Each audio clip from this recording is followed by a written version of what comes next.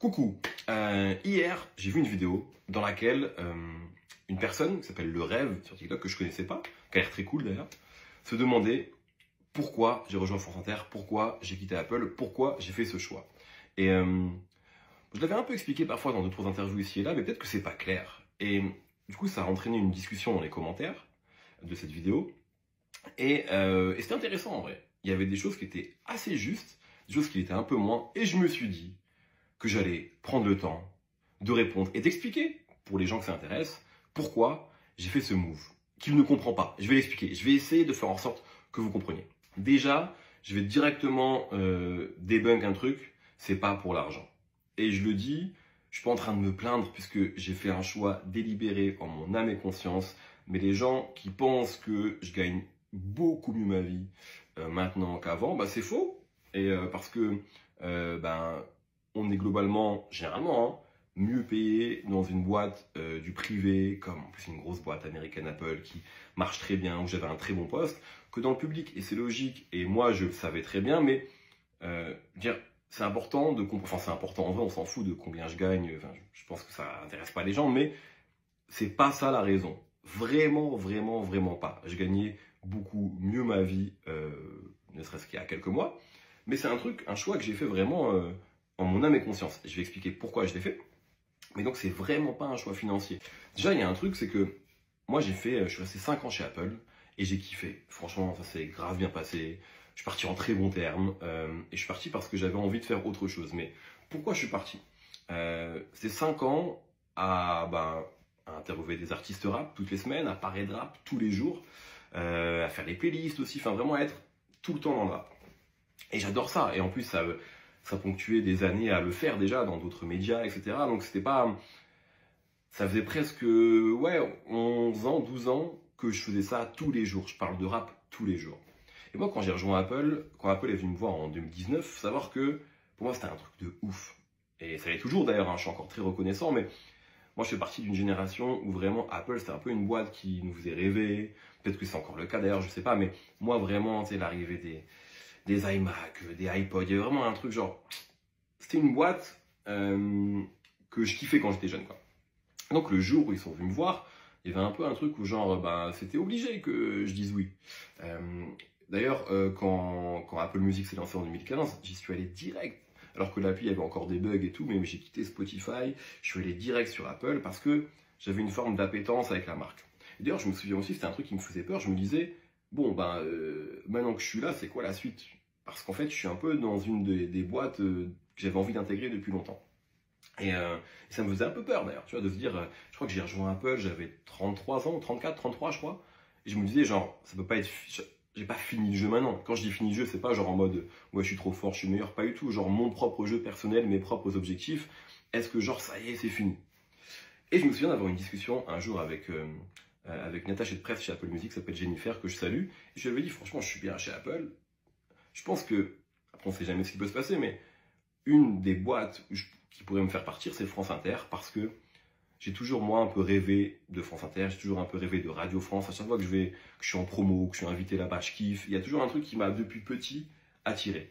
J'ai vu quelqu'un dans les commentaires d'ailleurs de la vidéo du rêve, genre qui disait c'est peut-être un peu comme Kylian qui rejoint le Real, c'est son truc de rêve. Alors je ne me compare pas à Kylian, mais il y a un peu un truc comme ça où en fait c'est pas des questions d'argent là, c'est vraiment qu'est-ce que j'ai envie de faire. Et pour moi d'ailleurs le Real c'était plus Apple, il y avait un truc, c'est l'institution Apple, c'est comme l'institution Real, c'est un truc qui nous dépasse, etc. Et là c'est genre un peu l'équipe de France, toute proportion gardée.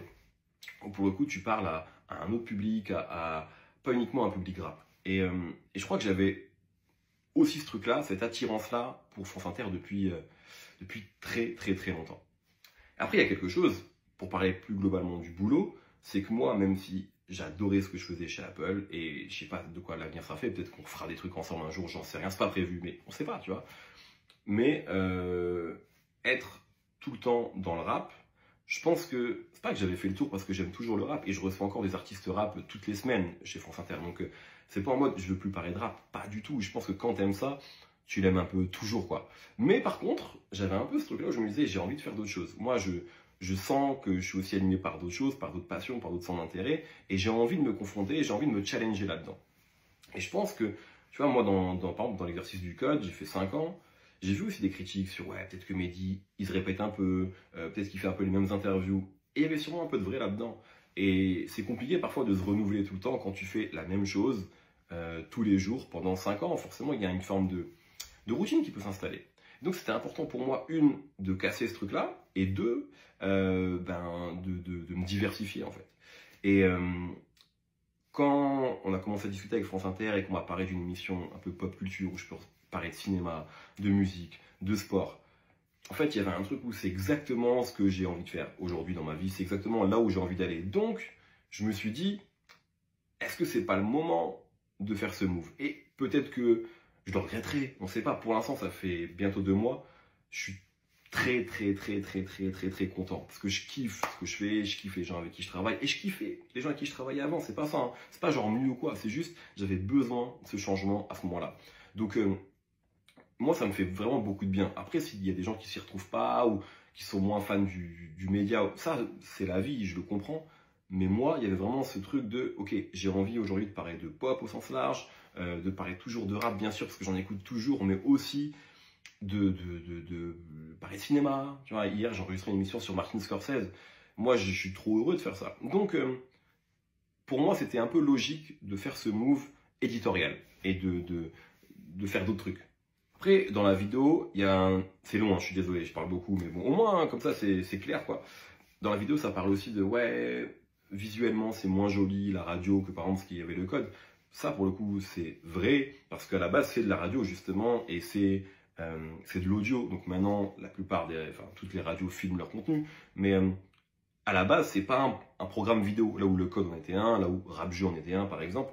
Là, c'est pas le cas. Donc, si quelqu'un me dit, ouais, je trouve que les interviews, elles sont moins jolies que le code, j'ai pas de souci avec ça, mais à la base, on ne pense pas comme ça. C'est de l'audio. Et dans la remarque aussi, il y a, ouais, mais aujourd'hui, la radio, les jeunes n'écoutent pas ça. Globalement, il y a des jeunes qui écoutent la radio, mais c'est vrai, et je vais aller plus loin que ça. Je pense que les gens écoutent moins la radio qu'avant, c'est une réalité. Moi, mon émission, elle est diffusée à 22 h. Le soir, les gens écoutent moins la radio qu'avant. Mais l'émission est disponible partout en podcast. Et moi, c'est comme ça que je le pense. Aujourd'hui, quand on dit, ouais, la radio, c'est un média du passé, ou la télé, c'est un média du passé, oui et non, puisqu'en fait, tu peux regarder ces contenus-là en replay. Genre, le nombre de gens qui regardent la Star Academy ou Koh-Lanta en replay, ils ne la regardent pas forcément en direct. Et c'est pareil avec la radio, où en fait, si on regarde les podcasts les plus écoutés en France, un des podcasts les plus écoutés du pays, c'est Affaires Sensibles, et c'est une émission France Inter qui passe à la radio. Mais les gens l'écoutent à la radio, s'ils veulent, mais aussi beaucoup, massivement en replay. Et moi, c'est aussi comme ça que je pense mon contenu. Qu'un contenu moins visuel, c'est vrai, mais qu'un contenu qui existe, qui est quotidien. Donc pour moi, j'ai pas l'impression d'être dans un média du passé, dans la mesure où justement ces médias-là, et c'est le cas de France Inter, sont beaucoup modernisés. Donc pour moi, si tu vois ça comme un programme YouTube, et tu as le droit, si tu consommes sur YouTube, forcément, ouais, tu perfs un peu un truc visuellement.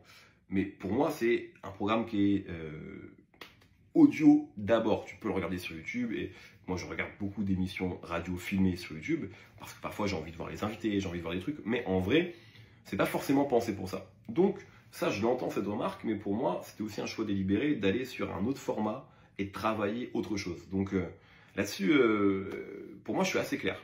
Bon, ça fait longtemps que je parle. Voilà globalement un peu les raisons qui ont fait que moi, j'avais envie de changer. Et il y a aussi autre chose, c'est que, même si c'est une quotidienne, j'ai aussi envie de développer d'autres projets. Je ne vais pas délaisser YouTube de ma chaîne YouTube. Là, par exemple, je suis dans un studio qui est mon studio, qui est encore, je ne peux pas vous montrer parce que c'est pas encore fini, mais c'est là aussi où j'ai envie, moi, de continuer à faire des choses sur YouTube, sur la chaîne YouTube où il y a tous les épisodes du code et du code review. Je vais faire des choses, j'ai envie de créer, j'ai plusieurs formats en tête, autour du rap, pas que, mais j'ai toujours envie de parler de rap, mais j'ai envie d'élargir en fait. Donc, juste pour dire que si vous n'avez pas envie d'écouter des podcasts, ce que je peux comprendre, d'ailleurs j'ai aussi un autre podcast qui s'appelle le Moscast, n'hésitez pas à l'écouter si vous avez envie d'écouter du podcast, mais si vous n'avez pas envie, il y aura d'autres choses qui vont arriver, et que je suis en train de préparer, vraiment, et ça a pris un peu de retard parce que la vie, et que la quotidienne c'était un nouveau rythme, mais enfin que j'avais oublié en fait, que je faisais avant à l'époque.